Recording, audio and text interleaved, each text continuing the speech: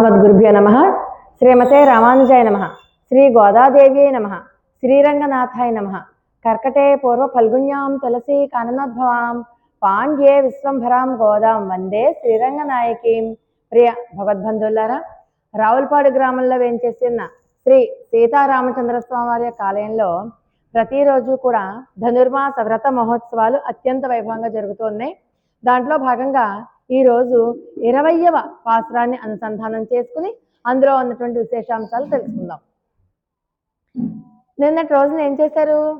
మన గోదా గోష్ఠి అంతా కూడా కలిసి ఈ 5 లక్షల గోపబాలికలు కదా, మొత్తం అంటే 10 మంది గోపబాలికలు నిద్రిస్తున్న వాళ్ళని కూడా కలుపుకొని నందుని భవనానికి చేరి లేపి మొత్తానికి ఎక్కడికి వచ్చారు? నీలాదేవి కృష్ణుడు పడుకున్నటువంటి శయ్యాగారానికి వచ్చారు. అక్కడ ఇద్దరూ ఉన్నారు, ఇద్దరిని కలిపి లేపుతారు. నిన్నటి రోజున తెలివి తెచ్చుకుని ఏం చేశారు? అమ్మవారికి అయ్యవారికి ఇద్దరికి సేవ చేసుకోవాలి, ఒకళ్ళని విడిచి ఒకళ్ళకి ఉపేక్షించకూడదు అని చెప్పి అనుకుని ఇద్దరిని కలిపి లేపుతున్నారు. నిన్న ఏం చేశారు వీళ్ళు? నీలాదేవిని, ఏమమ్మా నువ్వేమో కృష్ణ పరమాత్మను వదిలిపెట్టలేవా? కాస్త పైన మమ్మల్ని తీసుకెళ్ళి కృష్ణ పరమాత్మతో చేర్చాలి కదా, నీకు ఆ మాత్రం తెలియదా? నువ్వేనేంటి ఎడబాటుకు ఉన్నదానివి, మేము కూడా ఎడబాటులోనే ఉన్నాం కదా, నువ్వు నీ ప్రియుణ్ణి కనీసం కొంచెం సేపైనా వదిలి ఉండలేవా అంటూ కృష్ణ పరమాత్మని చేరే క్రమంలో వాళ్ళు కృష్ణ పరమాత్మని చేరలేకపోతున్నారన్న ఆవేదనతో, ఆ విరహంతో పలికిన మాటలు. పాపం ఇంకొకళ్ళు అయితే కోపగించుకునేవారేమో, మరి అమ్మ కదా, పిల్లలు ఏదో అలా అంటున్నారు అని చెప్పి కోపం తెచ్చుకోలేదు, ఆలోచిస్తోంది. వీళ్ళ పని నేను ఏం చెయ్యాలి, ఎలా చెయ్యాలి, తొందరపడకూడదుగా. మరి తండ్రి గారు మంచి మూడ్లో ఉండగా చూసి మాట్లాడాలిగా.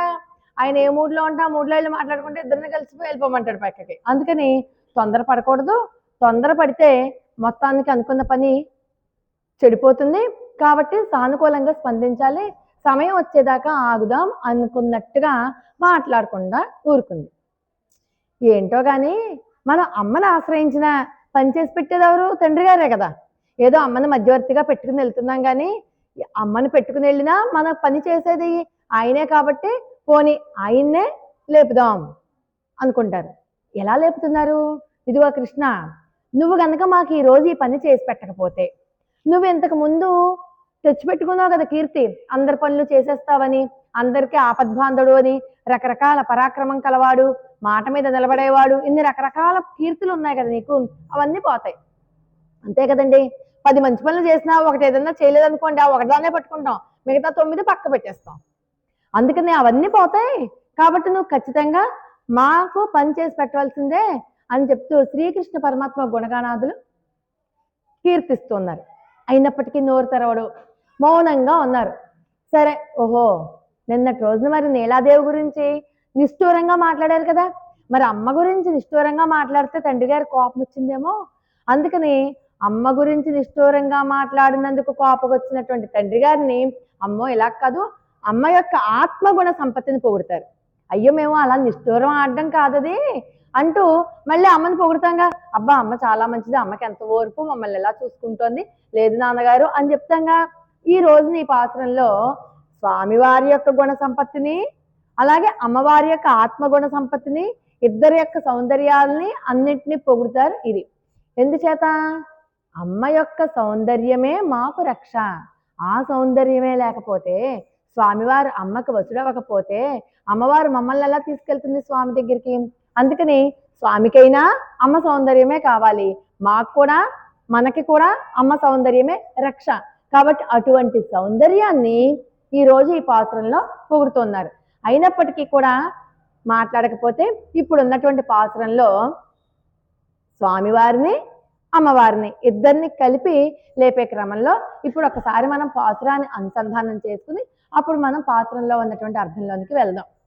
ఆండాల్ దివ్య తిరువడిగలే శరణం, 33 அமரர்க்கு முன் சென்று கப்பம் தவிர்க்கும் கலியே துயிலடாய், செப்பமுடையாய் திரளுடையாய் செத்தார்க்கு வெப்பம் கொடுக்கும் விமலா துயிலடாய், செப்பென்னமென் முலை செவ்வாய் திருமருங்குல் நப்பின்னை நங்கை திருவே துயிலடாய், ஒக்கமும் தட்டோழியும் தந்தின் மணாளனே இப்போதே மே நீராட்டேல் ஒரெம்பாவாய், ఆండాల్ దివ్య తిరువడిகளே శరణం.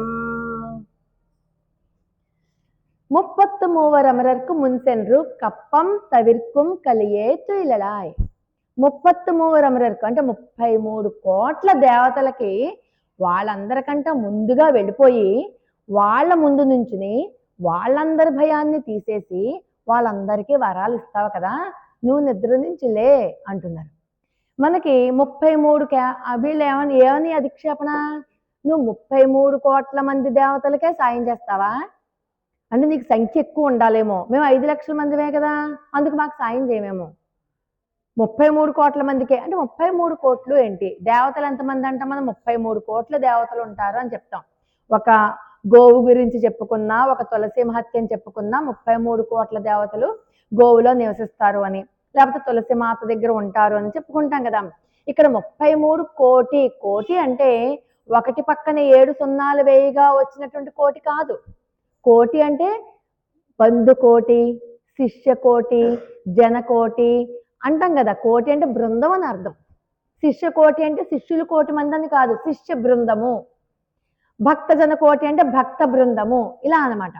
అలా 33 అంటే దేవతలు ఎంతమంది, ఏకాదశ రుద్రులు, ద్వాదశ ఆదిత్యులు, అష్ట వసువులు, అశ్విని దేవతలు 2, మొత్తం 33.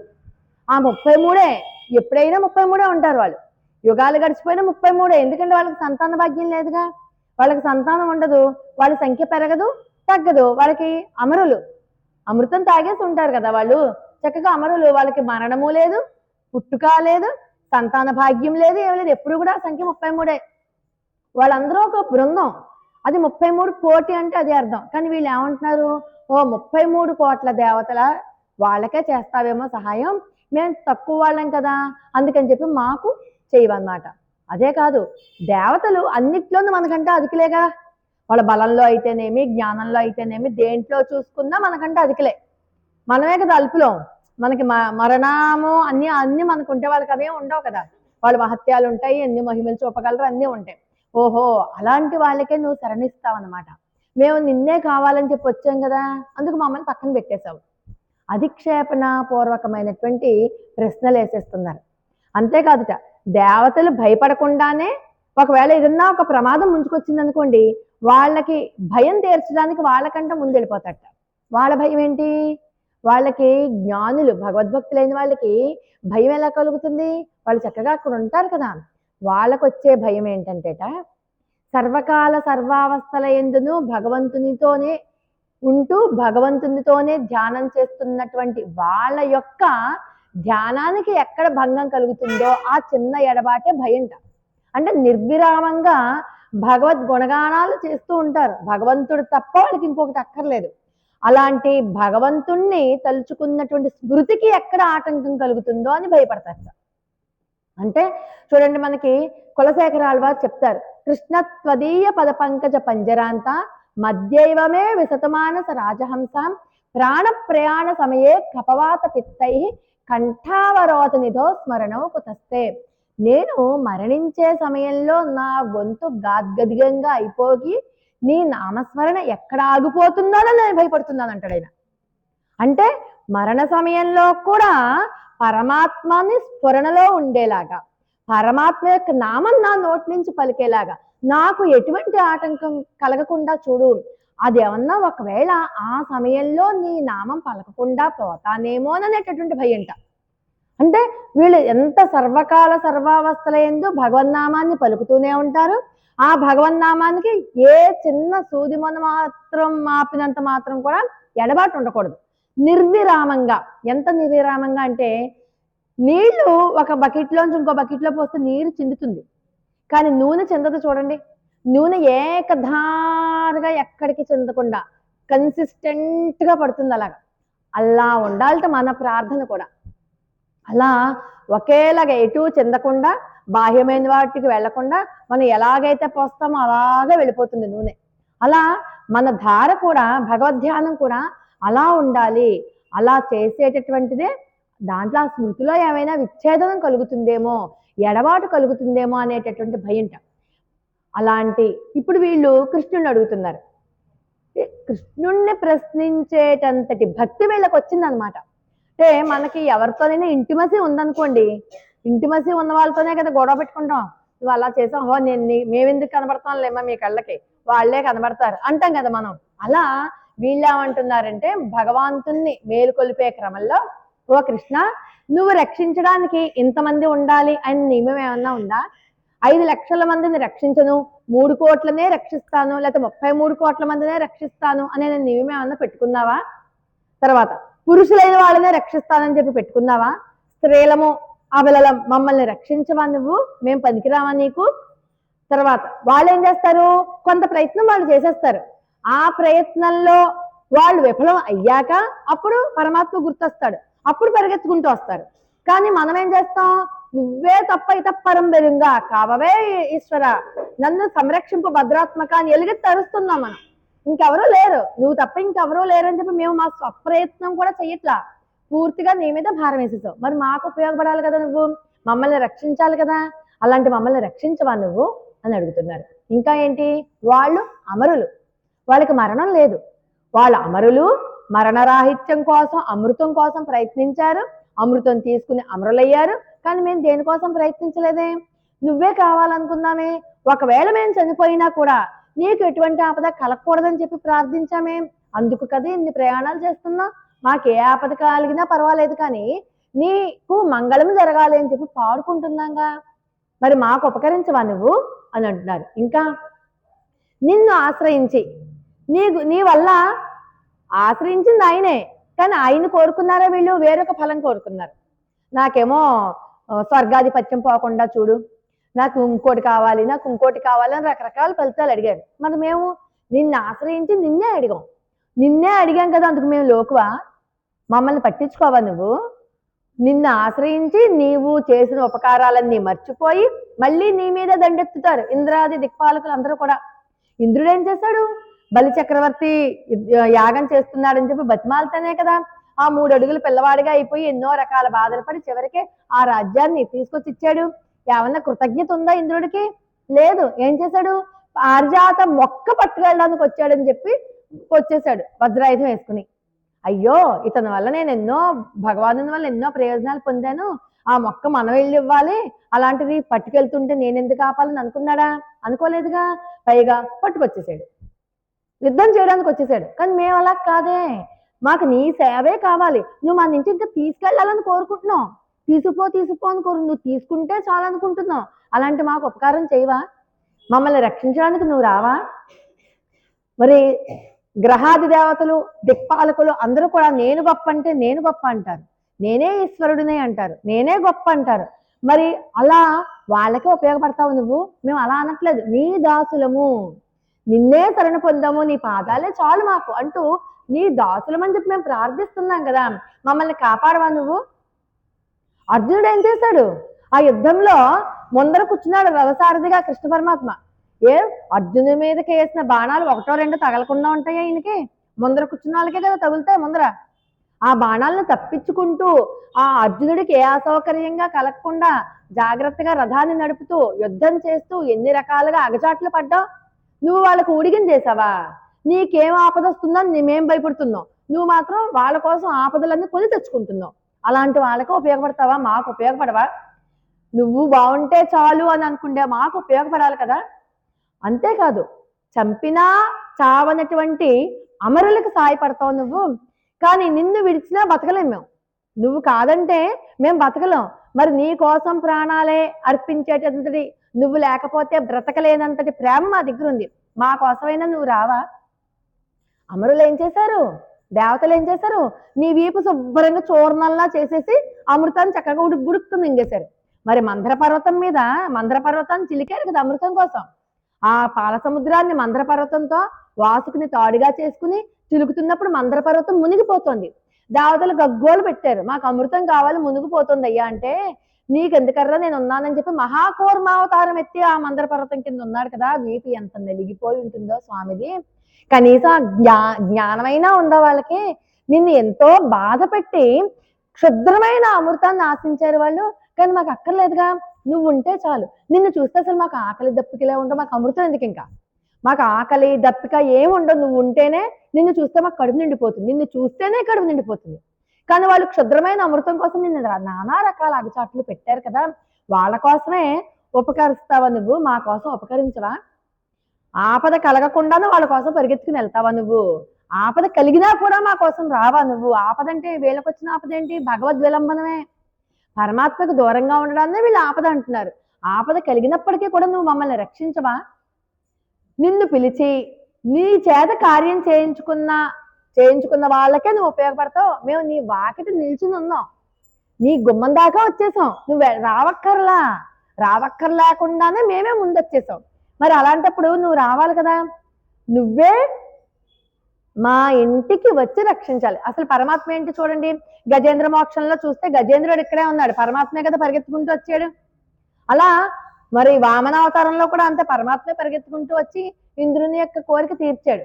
ఓహో, ఒకవేళ నువ్వు మా ఇంటికి వచ్చి మమ్మల్ని రక్షించాలి కదా, మా స్వరూపానికి విరుద్ధమైనప్పటికీ కూడా మేము వచ్చేసాం, నువ్వు ఏమైనా అలిగావేమో ఒకవేళ, అందుకని నేను కదా వెళ్ళాలి, అయినా వీళ్ళు వచ్చేసారు అందుకని చెప్పి ఉపేక్షిస్తున్నావా మమ్మల్ని అంటూ రకరకాలుగా అంటూ ఉంటారు. పైగా ఆయనే మాట్లాడాలట ముందర, నువ్వు మాట్లాడవలసి ఉండగా మేము ఎడబాటు ఓర్చుకోలేక ఇన్ని మాటలు మాట్లాడేస్తున్నాగా నీతో. రామచంద్రమూర్తి అనేవాట అయోధ్యలో ఎవ్వరికి అనిపించినా ముందు రామచంద్రమూర్తి పలకరించేవాట. బాగున్నావా సుబ్బయ్య, వెంకటేశ్వరరావు బాగున్నావా, మీ ఇంట్లో పశువులు ఎలా ఉన్నాయి, పాలు బాగా ఇస్తున్నాయా, సమృద్ధిగా ఉన్నారా, పిల్ల పాపలు బాగున్నారా, అందరినీ వాళ్ళు పలకరిద్దామని నోరు తెరిచే లోపే రామచంద్రమూర్తే ముందు మాట్లాడేసేవట. అది ఆయన స్వభావం. అలా నీ స్వభావం నువ్వే ముందు పలకరించాలి, అలా పలకరించడానికి మేము అవకాశం ఇవ్వకుండా మేము మాట్లాడేస్తున్నాం కదా, అందుకు గాని అది అపరాధం కింద భావించి మాతో మాట్లాడట్లేదా నువ్వు అని చెప్తూ రకరకాలుగా వీళ్ళు ప్రార్థిస్తూ ఉన్నారు. పైగాట అసురుల యొక్క వణుకు పోగొట్టే నీవు మా వణుకుని పోగొట్టవా? వీళ్ళకి వచ్చే వణుకేంటి, వీళ్ళకి ఏం లేదు, నిద్ర నుంచి మేల్కొల్పుతున్నప్పుడు ఆ నిద్రాకాలిక సౌందర్యాన్ని చూడకుండా మమ్మల్ని ఎక్కడికి బయటికి పంపేస్తారో అని భయం అంట వీళ్ళకి, అది వీళ్ళ భయం. అంతేగాని శత్రువులు ఆ స్టేజ్ అంతా దాటి వచ్చేసారు వీళ్ళు. అందుకే మాకు ఆ భయం ఉండిపోయింది కాబట్టి నీ నిద్రాకాలిక సౌందర్యాన్ని చూసి మంగళం పాడాలని చెప్పి మేము వచ్చాం కదా, అందుకని అలా మమ్మల్ని ఉపేక్షించుకు నువ్వు, అది మాకు భయం వేస్తోంది, మమ్మల్ని ఎక్కడ దూరంగా వెళ్ళిపోమంటావోమని అని అంటూ, నువ్వు బలమైన వాడివి, మేము బలహీనులం, మాకు నీ బలమే రక్ష, కాబట్టి నీ బలము చేత మమ్మల్ని కాపాడు అంటే కృష్ణ పరమాత్మని అధిక్షేపణ పూర్వకమైనటువంటి ఇన్ని ప్రశ్నలు వేసి చివరికంటారు, నువ్వు మా కోసం యుద్ధం చెయ్యక్కర్లేదు, చక్రము పట్టక్కర్లేదు, రథసారథిగా ఉండను అక్కర్లేదు, 3 అడుగుల నేల కొలవక్కర్లేదు, మా కోసం ఏం చెయ్యక్కర్లేదు, కేవలం నిద్రాకాలిక సౌందర్యాన్ని చూస్తాం చాలు, నువ్వులే, మా కోసం నువ్వేం చెయ్యక్కర్లేదు, ఆఖరికి మందర పర్వతాన్ని మోసినట్లుగా కూడా దిక్పాలకులకు నువ్వు సాయం చేసినట్టుగా కూడా మాకేం చెయ్యక్కర్లేదు, నువ్వు మా కోసం ఏమీ చెయ్యక్కర్లేదు, నువ్వు మేలుకో చాలు, నువ్వు మేలుకుంటున్నప్పుడు నీ దివ్య ముఖమండలాన్ని చూసి మంగళం పాడతాం, అందుకు నువ్వు నిద్ర నుంచి మేలుకో అంటారు. మొత్తం ఎన్ని ప్రశ్నలు వేశారో చూడండి, ఇంత ఇంటిమసీ ఎలా వస్తుంది, మనలో అంత ఆర్తి ఉన్నప్పుడు పరమాత్మ దగ్గరికి అలా మాట్లాడగలం మనం. అలా గోపికలు స్వామిని మేలుకొల్పారు. చెప్పముడయాయ్ తిరలుడయాయ్, ఓ మాట మీద నిలబడేవాడా, ఓ పరాక్రమవంతుడా, నువ్వు గనక మాకు చేసి పెట్టకపోతే ఈ పని, నువ్వు ఇప్పుడు అర్జించుకున్న కీర్తి అంతా పోతుంది. సెత్తార్కు వెప్పం కొడుకుం విమలా తూలడై, శత్రువులకు భయజ్వరము కలిగించిన వాడా, ఓ నిర్మలుడా నువ్వులే. శత్రువులు అని అడుగుతారు, శత్రువులు ఎవరు ఉంటారు ఈయనకి, శత్రువులు ఎవరు ఉండరు కదా, పైగా ఈయనకి అర్జవము కలవాడా అంటే మాట మీద నిలబడేవాడా అని చెప్పి కూడా కీర్తిస్తూ ఉన్నారు ఈ పాత్రంలో. రక్షణ చేసేవాడట, మాట మీద నిలబడేవాడట. మరి కృష్ణ పరమాత్మకి శత్రువులు ఉంటారా? పరమాత్మ భగవద్గీతలో చెప్పారు, సమోహం సర్వభూతేషు నమే ద్వేష్యో స్థిన ప్రియ అని అంటారు ఆయన. నాకు అందరూ సమానమే, నాకు ద్వేషులు లేరు ప్రియులు లేరు, అందరి మీద నేను ఒకే బుద్ధితో ఉంటాను, నాకు పక్షపాత వైఖరి కూడా లేదు అంటారు. మరి అలాంటప్పుడు శత్రువులు ఎక్కడి నుంచి వచ్చారు ఈయనకి అంటే, తన భక్తులని ఎవరైతే వ్యతిరేకిస్తారో, తన భక్తులని ఎవరైతే దూరం పెడతారో వాళ్ళందరూ నాకు శత్రువులే. మరి రాయబారానికి వెళ్ళాడు పరమాత్మ, రాయబారానికి వెళ్ళినప్పుడు కౌరవులు పాండవులు మధ్య సయోధ్య చేకూర్దాం ఏదో మంచి మాటలు చెప్పాను అనుకుని వెళ్తే రాయబారం సాగిందా? సాగల. ఎన్ని రకాల ప్రయత్నాలు చేసినా కూడా కృష్ణ పరమాత్మ ప్రయత్నాలు ఏమీ కూడా సఫలం అవ్వలేదు. అవ్వకపోయేసరికి సరే కాలాతీతం అయిపోయింది, మరి భోజనం చెయ్యాలిగా. భోజనానికి పిలిచారు. భీష్ముడు పిలిచాడు, దుర్యోధనుడు పిలిచాడు, ద్రోణుడు పిలిచాడు, అందరూ పిలిచారు. ఎవరింటికి వెళ్ళలేదు. విదురుడు ఇంటికి వెళ్ళాడు. అదేంటయ్యా, నాకు ఇంత స్టేటస్ ఉంది, నాకు బోలంత భుజబలం ఉంది, అంగబలం ఉంది, నేను రాజుని, పైగా వస్తే నా ఇంటికి రావాలి, లేకపోతే భీష్మ పితామహుల ఇంటికి వెళ్ళాలి, లేకపోతే కురువృద్ధుడు అయినటువంటి ద్రోణాచార్యుడి ఇంటికి వెళ్ళాలి, వాళ్ళ ముగ్గురిని కాదని చెప్పి ఎవడో ఇంటికి వెళ్తావేంటి, విదురుడి ఇంటికి, వాడి దగ్గరే ఉంది వెళ్ళడానికి భోజనానికి అంటే, కృష్ణ పరమాత్మ అంటాడు, శత్రువు ఇంట భోజనం చేయకూడదు, శత్రువు మన ఇంటికి వచ్చినా భోజనం పెట్టకూడదు. శత్రువు ఇంటికి భోజనం వెళ్తే ఏ విషయం పెట్టి చంపేస్తాడో తెలియదు. శత్రువే పోని మనం మంచివాళ్ళమే, శత్రువుకే పోని మనం భోజనం పెడదామంటే వాడికి ఏదైనా అనారోగ్యం చేసింది అనుకోండి, అదిగో నువ్వేదో పెట్టేసే వాడికి అందుకే అనారోగ్యం చేసింది అంటారు. అందుకే శత్రువు ఇంటికి భోజనానికి వెళ్ళకూడదు, శత్రువుకి అన్నమో పెట్టకూడదు కదా. నాకు పాండవులు అంటే ప్రాణం. పాండవులు నా భక్తులు, వాళ్ళు ధర్మ మార్గాన్ని ఉన్నారు. నేను ధర్మం ఎక్కడుంటే అక్కడ ఉంటాను, ధర్మం ఎక్కడుంటే కృష్ణుడు అక్కడ ఉంటాడు. అంచేత ధర్మ మార్గాన ఉన్నటువంటి పాండవుల పక్షం నేను ఉన్నాను. మీకు పాండవులు ద్వేషులు కాబట్టి మీరే నాకు శత్రువులు అని చెప్పి ఎవరింట్లోనూ భోజనం చేయలేదు, విదురుడి ఇంట్లో భోజనం చేశాడు. అంటే పరమాత్మ ఏం చేస్తాడు, మన కర్మలను బట్టి ఫలితం ఇస్తాడు. పుణ్యకర్మ చేసుకుంటే పుణ్య ఫలితాలు ఇస్తాడు, చెడు కర్మలు చేసుకుంటే చెడు ఫలితాలు ఇస్తాడు. అందుకనే మనల్ని ఎప్పుడూ కూడా పాజిటివ్గా ఆలోచించండి, పాజిటివ్గా ఉండండి, నెగిటివ్ థాట్స్ వద్దు. మనకి నెగిటివ్, మనం ప్రకృతికి ఏది ఇస్తే ప్రకృతి అదే ఇస్తుంది, యూనివర్స్. ఇప్పుడు అంతా అదే అంటున్నారు కదా, మనం యూనివర్స్ ప్రకృతికి ఏమిస్తే మనకి ప్రకృతి తిరిగి అదే ఇస్తుంది, అంతే కదా. నువ్వు ఒక తిట్టి తిడితే మనం ఇంకొకరి చేత 4 తిట్లు తినిపించుకుంటాం, అంతే, అయిపోయింది బ్యాలెన్స్. అలాగే ఇక్కడ ఏం జరిగింది, దుర్యోధనుడు ఈ అర్జునుడు ఇద్దరూ కూడా కృష్ణ పరమాత్మని సేవ చేసుకోవడానికి, అంటే సహాయం చేయించుకోవడానికి వచ్చారు, సహాయం అడుగుదామని. యుద్ధంలో కృష్ణుడు పడుకుని ఉన్నాడు. సరే దుర్యోధనుడు ఏమడిగాడు, నిజంగా తెలివైన వాడు, ఇన్ని సంవత్సరాల నుంచి కృష్ణుడి యొక్క అన్ని రకాలుగా కృష్ణుడిని చూస్తున్న వాడైతే కృష్ణుడిని అడగాలి. కానీ తనకే బుద్ధి పుట్టించాడు, ఓ పనికిమాలిన సైన్యం అడిగేలా చేశాడు. మరి అర్జునుడు నేనే నీ పక్కన ఉంటానని చెప్పి తను దాసోహం అయిపోయాడు. అంటే ఇద్దరికే ఇస్తాడు కర్మలు, ఇద్దరు అన్నా కూడా తనకి సమానమైన బుద్ధే. పుణ్యకర్మలు చేసుకున్న వాళ్ళకి పుణ్యాన్ని ఇస్తాడు, చెడు కర్మలు చేసుకున్న వాడికి చెడు ఫలితాలను ఇస్తాడు. అందుకని ఆ రకంగా చేశాడు కదా. అందుకే కదా మనం ఎత్ర యోగేశ్వర కృష్ణో ఎత్ర పార్థో ధనుర్ధర తత్ర శ్రీర్ విజయ భూతి ధ్రువా నీతిర్మతిర్మమ అంటారు పరమాత్మ. ఎక్కడైతే ధనుర్ధారి అయినటువంటి అర్జునుడు కృష్ణ పరమాత్మ ఉంటారో వాళ్ళదే విజయం, అందులో అనుమానం ఏముంది. విజయం అప్పుడే నిర్ణయం అయిపోయింది, తెలుసుకోలేకపోయాడు దుర్యోధనుడు. అలా వాళ్ళు ఎక్కడ ఉంటారో అది ఖచ్చితంగా అక్కడే ఉంటుంది. ఓ నిద్ర వీడుమా, వాళ్ళకే నువ్వు సాయం చేస్తావా, మాకు చెయ్యవా, నువ్వు నిద్ర లే అని చెప్పి ప్రార్థిస్తారు. అయినప్పటికీ కూడా కృష్ణుడు మేల్కోలేదు సరికదా, కనీసం ఒక పలుకైనా పలకలేదు. ఏదో అన్నారు కదా నిన్న మా సుచహ అని ఒక్క మాట పలుకని, అది కూడా మాట్లాడలేదు. ఓహో, ఇతడు తనను వదిలి జీవించలేను అన్న సీతమ్మని సైతం 10 నెలల పాటు రావణాసురుడి యొక్క చెరసాలలో వదిలేసిన కఠినాత్ముడు కదూ, మనసు ఎలా కరుగుతుంది. సీతమ్మ వారు రామచంద్రమూర్తిని వదిలి ఉండలేడు. అలాంటి సీతమ్మ వారు రామచంద్రమూర్తిని వదిలి ఉండలేకపోయినా తను ఏం చేశాడు, రావణాసురుడి చెరలో, ఎందుకని దేవతల కార్యం సాధించడం కోసం, దేవతల కార్యం సాధించడం కోసం సీతమ్మ వారిని రావణాసురుడి చెరలో వదిలేసిన కఠినాత్ముడు. ఇతను ఎందుకు లేస్తాడు, ఇతనికి లేవి లాభం లేదు, అమ్మవారినే లేపుదాం అంటూ మళ్ళీ చెప్పెన్న మెన్ములై చెవ్వాయి సిరుమరుంగుల్ నప్పిన్నై నంగాయి తిరివే తూలెలై. ఓ అమ్మ నీలాదేవి, సన్నని నడుముగల నీలాదేవి, ఎర్రటి దొండ పండుగల పెదవి ఉన్నటువంటి నీలాదేవి, నువ్వులే. నీలాతుంగ స్తనగిరి తటీసుప్త ముద్బోధ్య కృష్ణం పారాధ్యం స్వం శృతి శత శిర సిద్ధమధ్యాపయంతి శోచిష్టాయాం సజనిగలితం యా బలాత్కృత్య భుంక్తే. బలంగా లేపుతుంది అమ్మవారు. నీలాతుంగ అంటే అమ్మవారి యొక్క వక్షసేమని ఆశ్రయించి పడుకున్నట్ట. ఇంతకు ముందే మనం చెప్పుకుందాం, నీలాదేవి అంటే ఎవరు కాదు, ప్రకృతి స్వరూపిణి. ఆ ప్రకృతి ఎంత రమణీయంగా ఉంది, ఎంత కోమలంగా ఉంది, ఎంత ఆహ్లాదంగా ఉంది, అంత ఆహ్లాదంగా నీలాదేవి యొక్క వక్షసేమ కూడా ఉంది.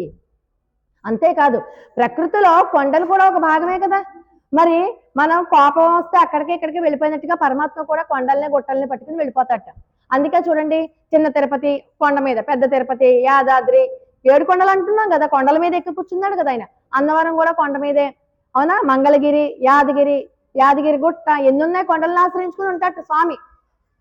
అన్ని అంటే అయితే కొండలను ఆశ్రయించుకుంటాట, లేకపోతే ఆ శేషశయ్యగా చక్కగా పాల సముద్రం మీద వ్యూహావతారంగా ఉంటాట. అలా ఈయన చక్కగా కొండలను ఆశ్రయించుకుని నిద్రిస్తున్నాడు, ప్రకృతిని తనకి శయనాగారంగా చేసుకున్నాడు, కొండలను ఆశ్రయించి హాయిగా విశ్రాంతి తీసుకుంటున్నాడు. అలా పడుకున్నటువంటి ఈ కృష్ణ పరమాత్మని బలాత్కృత్య పొందితే బలాత్కారంగా లేపుతోంది నీలది. నీకు ఇది తగదు, నువ్వు మమ్మల్ని అందరినీ వదిలేసి పడుకున్నావు, నీకు ఇది తగదని పాఠం చెప్తోంది అనమాట. అలా మరి ఈ ఇలా పడుకోవడానికి అమ్మవారికి ఎంత భక్తి ఉంటే స్వామి ఆ వక్షసేమను వదలకుండా ఉంటాడు.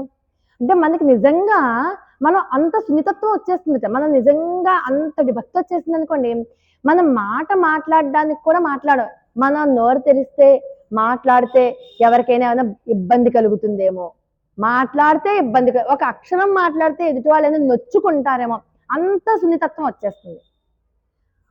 అందుకని ఆవిడ యొక్క వక్షసేమ అంత మృదువుగా అయిపోయిందంట భక్తితో.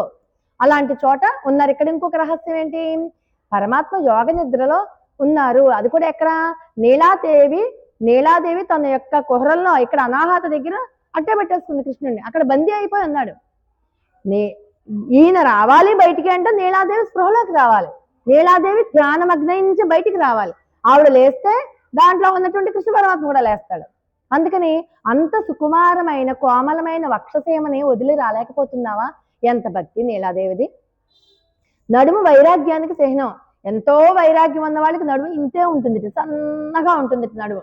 అలా నీలాదేవి యొక్క సౌందర్యాన్ని ప్రశంసిస్తున్నారు. నీ సౌందర్యంతో పరమాత్మని నువ్వు ఆకర్షించుకొని మమ్మల్ని కూడా పరమాత్మ దగ్గరికి చేర్చు.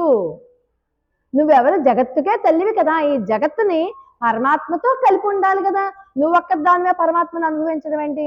ఆ వక్షసీమ వదిలేలాగా నువ్వు లేస్తే నీతో పాటు పరమాత్మ లేస్తారు. ఎందుకంటే నీ అనుగ్రహమే మాకు రక్ష. ఇప్పుడు నువ్వు కటాక్షించాలి, నువ్వు అనుగ్రహం చూపించాలి. నువ్వు అనుగ్రహం చూపిస్తే కృష్ణానుగ్రహం మాకు కలుగుతుంది.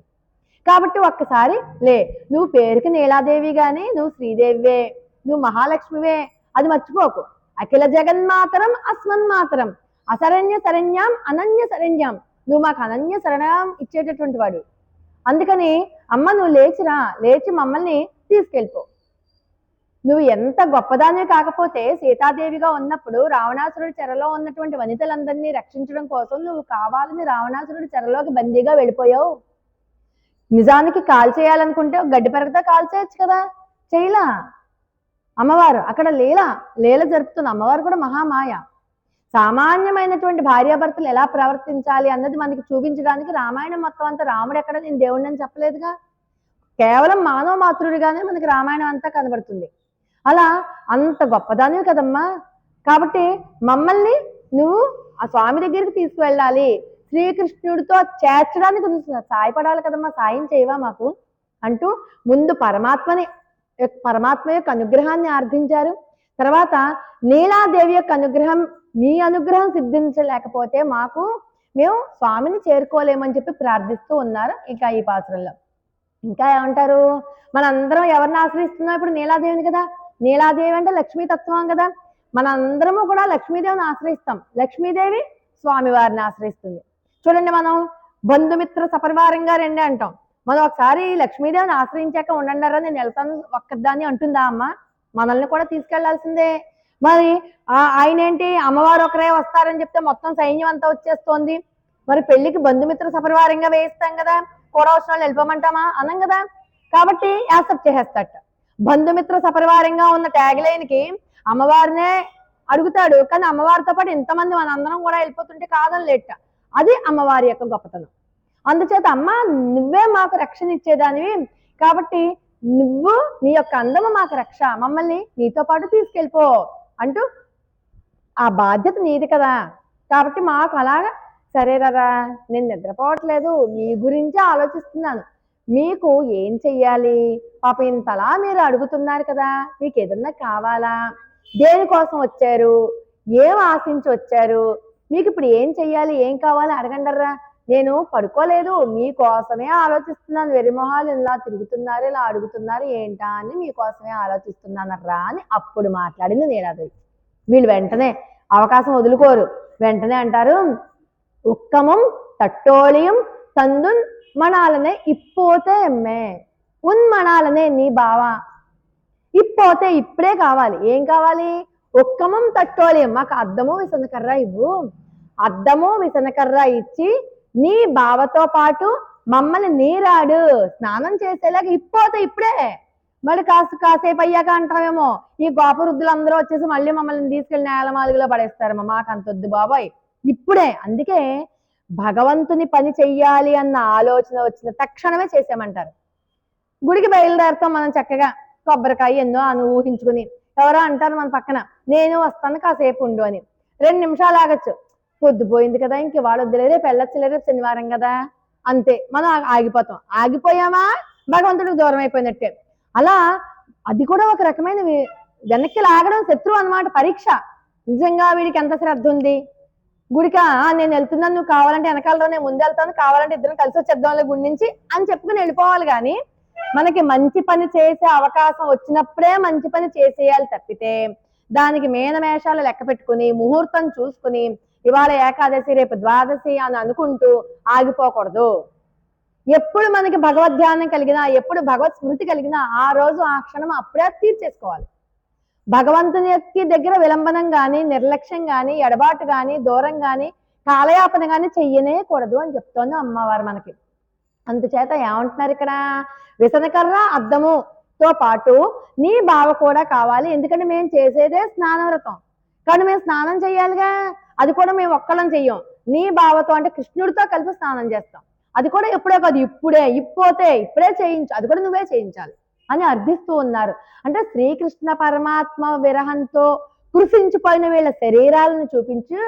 ఈ శరీరాలు చూసావా ఎలా కృషించిపోయి ఒడిలిపోయి ఉన్నాయి, వేదనతో విరహంతో ఒడిలిపోయి ఉన్నాయి. ఇలాంటి శరీరానికి స్నానం కావాలి, దాంతో పాటు నీ ప్రియుడితో కలిసి స్నానం చేయాలి, దాంతో పాటు మాకు అద్దము విసనకర్ర 2 కూడా కావాలి అన్నాడు. మరి నీ ప్రియునితో కలిసి స్నానం చేయించు అని అర్థించడంలో ఒక విశేషం ఉంది. ఏంటంటే జీవులు పరమాత్మని చేరాలి అంటే అమ్మవారి ద్వారానే చేరాలి. పరమాత్మ జీవుడు ఇద్దరికి మధ్యలో మధ్యవర్తినిగా ఉంటుంది అమ్మవారు. అమ్మవారు చేరిస్తేనే అందరూ చివరికి ఒక రోజు అటు ఇటును అందరూ చివరికి పొందేది పరమాత్మనే. ఈ జన్మలో కాకపోతే వచ్చే జన్మలో, లేకపోతే ఈ జన్మ మన అదృష్టం బాగుంటే ఈ జన్మలోనే. చివరికి ఎన్ని జన్మలు ఎత్తినా, ఎవరెన్ని రకాల వేషాలు వేసినా చివరికి వెళ్లాల్సిన అల్టిమేట్ గోల్ ఈజ్ కృష్ణ. అక్కడికి వెళ్ళిపోవాల్సిందే. కాస్త ముందు కాస్త వెనకాల మన సుకృతి తారతమ్యాలు, పుణ్యం చేసుకునే వాళ్ళు పాపం చేసుకునే వాళ్ళు ఏవో లెక్కలు ఉంటాయి కదా, ఆ లెక్కలు బ్యాలెన్స్ చేసుకుంటూ ఎప్పుడో అప్పుడు ఆయన దగ్గరికే చేరుకోవాలి. మరి చేరేదెవరు, చేర్పించేదెవరు? అమ్మవారి ద్వారానే చేరాలి. అలా మేము అడిగేది ఏంటి, అదే పరమాత్మని చేరడమే మేము అడిగే స్నానం. కాబట్టి గోపికలు అడిగే స్నానం ఏంటి, పరమాత్మతో సంశ్లేషణమే. మేము ఎప్పుడెప్పుడు పరమాత్మ దగ్గరికి వెళ్ళిపోదామా అని చూస్తున్నాం. అలా మమ్మల్ని చేర్చు, అలా నీ ద్వారానే జరగాలి అంటూ పరమాత్మ సంబంధం ఉంటేనే, అమ్మవారి సంబంధం ఉంటేనే పరమాత్మ తీసుకుంటాట, ఇంకేమి చూడట. అమ్మవారితో వచ్చారా పరమాత్మ కళ్ళు ఇంకా ఏమి మాట్లాడకుండా, మన పాపాలు ఏమి చూడకుండా వెంటనే స్వీకరించేస్తాడు. అందుకని అమ్మ మమ్మల్ని పరమాత్మతో చేర్చు అంటున్నాడు. అంటే అమ్మవారి ద్వారా ఎవరైతే వస్తారో, అమ్మవారిని ఆశ్రయించి ఎవరైతే తన దగ్గరికి వస్తారో వాళ్ళని ఏ రకమైనటువంటి అబ్జెక్షన్స్ లేకుండా తను స్వీకరించేస్తాడు. కాబట్టి నీ వల్లభుతుగా మమ్మల్ని చేర్చు అని అడుగుతున్నారు. సరే, ఇక్కడ ఏమంటున్నారు వీళ్ళు కోరేది భగవద్ అనుభవ అవగాహనే. అంటే భగవంతుడే, భగవత్ సంశ్లేషణమే కదా వీళ్ళు అడిగే స్నానం. అద్దం కావాలట, అద్దమును విసనకర్ర. అద్దము విసనకర్ర, స్నానానికి వెళ్తూ ఉంటే అద్దము విసనకర్ర ఎవరైనా తీసుకెళ్తారా? వీళ్ళు మాకు అద్దం కావాలి, మేము దాంట్లో మొహం చూసుకోవాలి, విసనకర్ర కావాలి, విసురుకోవాలి అడుగుతున్నారు. విసనకర్ర దేనికి ఉపయోగపడుతుంది? శరీరం మనకి చెమట పూస్తే ఇలా విసనకర్రతో విసురుకుంటాం. దానివల్ల ఏమవుతుంది, మనకి తాపం తీరిపోయి హాయిగా ఉంటుంది. అంటే మనకి ఈ శరీరంలో అహంకార మమకారాదులు అనేటటువంటి శత్రువులు ఏమైనా బయలుదేరతారేమో. ఆ అహంకార మమకారాలు అనే శత్రువులు మన ఆత్మలకి శత్రువులు, భగవంతుని చేరకుండా ఇంకా ఇంకా ఆపాలని ప్రయత్నం చేస్తూనే ఉంటాయి. అలాంటి శత్రువులు పోవాలి అంటే, అలాంటి క్లేశాలన్నీ పోవాలి అంటే మనకి నమఃపూర్వక వాచ్యమైనటువంటి విసనకర్ర కావాలి. విసనకర్ర అనేది ఏంటి? నమః, ఇదేది నాది కాదు. మరి అద్దం ఎందుకు? అద్దంలో మన మొహం చూస్తే మనమే కనబడతాంగా, పక్కింటి వాళ్ళు ఏం కనబడరుగా. అంటే మన స్వస్వరూప జ్ఞానం అద్దంలో కనబడుతుంది, మన మొహం మనకే కనబడుతుంది. స్వస్వరూప జ్ఞానాన్ని ఇచ్చేదేంటి? ప్రణవాక్షరం. ప్రణవాక్షరం దేంట్లో ఉంటుంది? ఓంకారంలో ఉంటుంది. అంటే ఆ ఓంకారం కావాలి మాకు.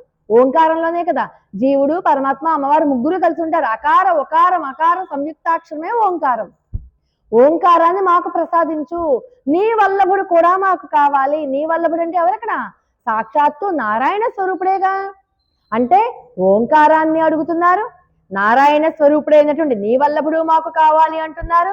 మాకు భగవద్ విరోధులు అంటే శరీరానికి ఆత్మకు విరోధులైనటువంటి అహంకార మమకారాదులు పోయేలాగా, ఆ క్లేశాలన్నీ ఉపశమించేలాగా ఉండేటటువంటి నమపూర్వక వాచకమైనటువంటి విసనకర్ర కావాలి అంటున్నారు. అక్కడ ఏమి ఏర్పడింది? ఓంకారము, నమః, నారాయణ స్వరూపము, అష్టాక్షరీ దివ్య మహామంత్రాన్ని ఇస్తోంది అమ్మవారు. అది పట్టుకోండర్రా.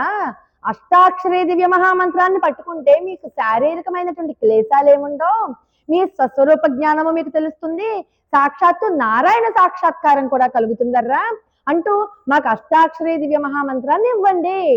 అది ఇస్తే అన్ని ఉన్నట్టే. నారాయణుడే వచ్చి కూర్చుంటాడు. ఇప్పుడు నీలాదేవి యొక్క వక్షసేమను అలంకరించుకుని కృష్ణ పరమాత్మ ఎలాగైతే ఉన్నాడో, ఈ అష్టాక్షరీ దివ్య మహామంత్రాన్ని మనం పట్టుకున్నాం అనుకోండి, అదే కృష్ణ పరమాత్మ మనకి ఉంటాడు. అంటే అంతర్యామి ఉపాసన మనం కూడా చేయగలుగుతాం. అలా మాకు కూడా కావాలి అంటే ఎప్పుడైతే మనకి ఆ అష్టాక్షరీ మంత్ర స్వరూప జ్ఞానం కలుగుతుందో, మనం ఏమనుకుంటాం? ఓహో, మనం పరమాత్మకే సర్వరకములైనటువంటి కైంకర్యాలు చెయ్యాలి, అదే పరమ పురుషార్థం. మనం ఇంకేం చేయకూడదు, పరమాత్మకే సర్వ విధములైనటువంటి కైంకర్యాదులు చెయ్యాలి. అదే స్నానం. విసనకర్ర అద్దాన్ని ఇచ్చి నీ వల్లభునితో స్నానమాడినట్లుగా చెయ్యు అని అర్థించడంలో ఏముంది? భగవత్ ప్రాప్తికి విరోధులైనటువంటి అహంకార మమకారాదుల యొక్క నివృత్తి కలిగించి స్వస్వరూప జ్ఞానాన్ని కూడా కలిగేలా చేసి శ్రీమన్నారాయణుడే ఉపాయంగా శ్రీమన్నారాయణుని చేరినట్లుగా నువ్వు మధ్యవర్తిత్వం చేసి మమ్మల్ని కూడా శ్రీమన్నారాయణుని చేర్చు అని ఈ రోజు పాత్రంలో అర్థము కావాలి, విసనకర్ర కావాలి అంటూ అష్టాక్షరీ దివ్య మహామంత్రం యొక్క అర్థాన్ని వివరించి చెప్తూ అది పట్టుకోండి మీరు తరించిపోతారు అని చెప్పి చెప్తోంది ఈ పాత్రంలో. ఇక ఇన్ని రకాలుగా జరిగింది కాబట్టి ప్రయాణం, రేపటి పాసురంలో పరమాత్మ లేచారా, అమ్మవారు బయటకు వచ్చిందా లేదా అన్న విషయం రేపటి పాసురంలో చూద్దాం. ఆండాళ్ దివ్య తిరువడిగలే శరణం. స్వస్తి ప్రజాభ్య పరిపాలయంతాం న్యాయేన మార్గేణ మహిం మహీసాః. గోబ్రాహ్మణేభ్య శుభమస్తు నిత్యం. లోకా సమస్తా సుఖినో భవంతు. ఆండాళ్ దివ్య తిరువడిగలే శరణం. జై శ్రీమన్నారాయణ. జై శ్రీరామ్. జై శ్రీరామ్.